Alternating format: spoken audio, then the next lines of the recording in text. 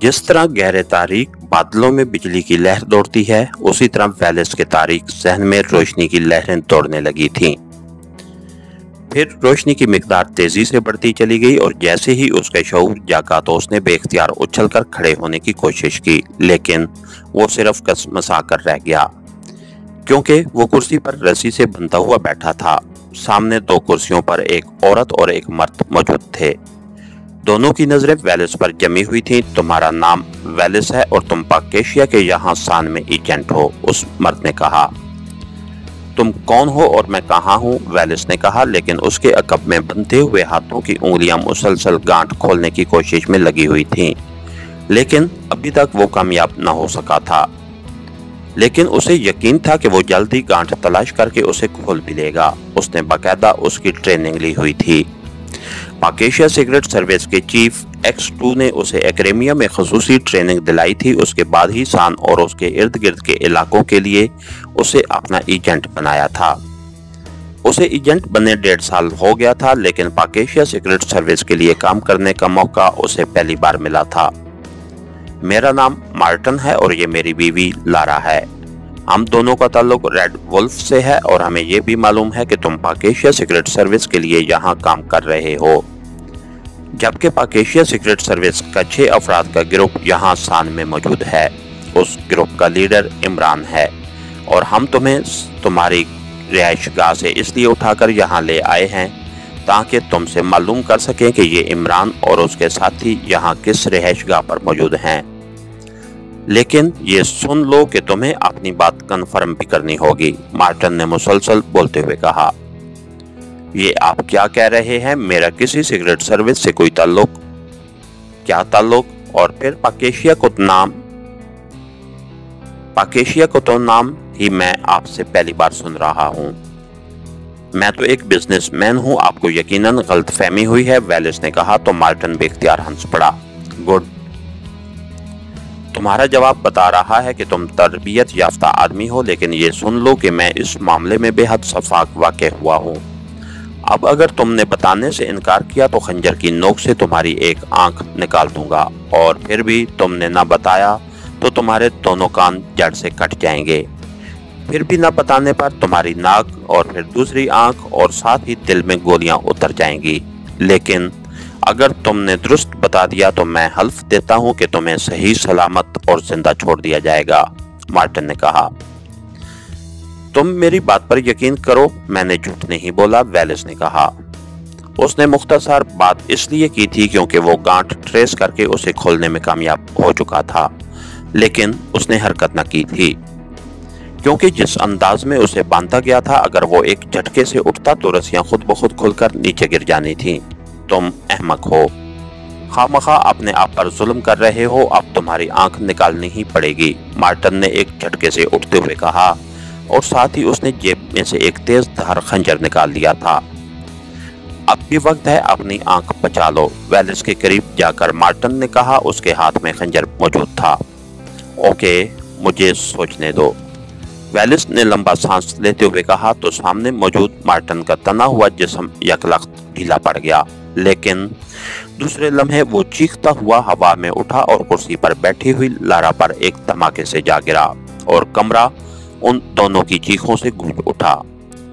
Marton के हाथ में जो खंजर था वो भी उसके हाथ ही से निकलकर दूर जा गिरा था। वेलिस यकलख्त एक झटके से उठा था और उससे पहले कि मार्टन संभलता, वेलिस ने दोनों हाथों से मार्टन को इस तरह उठाकर कुर्सी पर बैठी हुई लारा पर उछाल दिया था कि मार्टन और लारा दोनों संभल ही न सके थे और चीखते हुए फर्श पर जा गिरे थे।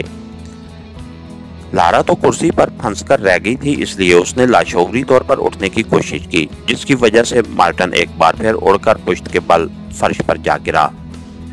इधर वेलिस ने छलांग लगाई और ऐन उसी लम्हे लारा भी उठने में कामयाब हो गई, लेकिन जैसे ही वो उठी, वेलिस ने उसे भी मार्टन की तरह हवा में इस अंदाज में उछाल दिया कि वो तेजी से उड़ती हुई सीधी उठने की कोशिश करते हुए मार्टन से एक बार फिर जा टकराई और दोनों चीखते हुए नीचे गिरे। उसी लम्हे वेलिस को जमीन पर पड़ा हुआ वो खंजर नजर आ गया जो पहले मार्टन के हाथ में था, और वेलिस ने खंजर उठाने के लिए छलांग लगाई ताकि वो खंजर उठाकर उसकी मदद से इन दोनों का खात्मा कर दे।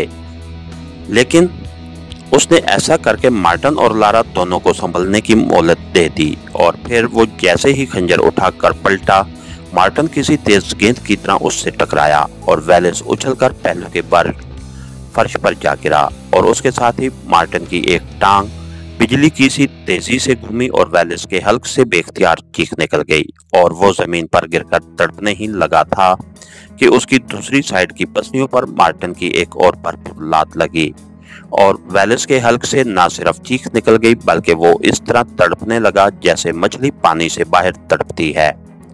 फिर उसका जहन तारीकी में डूबता चला गया। फिर जिस तरह जुगनू चमकता है इस तरह उसके तारीक जहन में रोशनी के जुगनू जगमगाने लगे।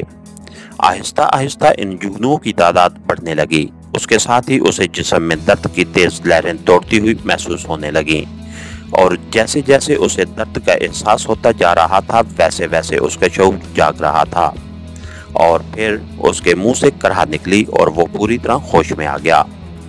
उसके साथ ही उसे एहसास हुआ कि वो पूरी तरह जख्मी है। उसकी दाएं तरफ पसलियों में शदीद दर्द हो रहा था और उसके अलावा पूरे जिस्म में भी दर्द था, लेकिन वो इतना शदीद न था जितना दाएं तरफ की पसलियों में हो रहा था और उसे एक बार फिर कुर्सी पर बिठाकर रस्सी से बांधा गया था, लेकिन इस बार उसे इस अंदाज में बांधा गया था कि वो किसी भी तरह अपने आप को आजाद न करा सकता था और पहले की तरह मार्टन और लारा उसके सामने कुर्सियों पर बैठे हुए थे, लेकिन उन दोनों के चेहरों पर उसके लिए नफरत और गुस्सा नुमाया तौर पर नजर आ रहा था।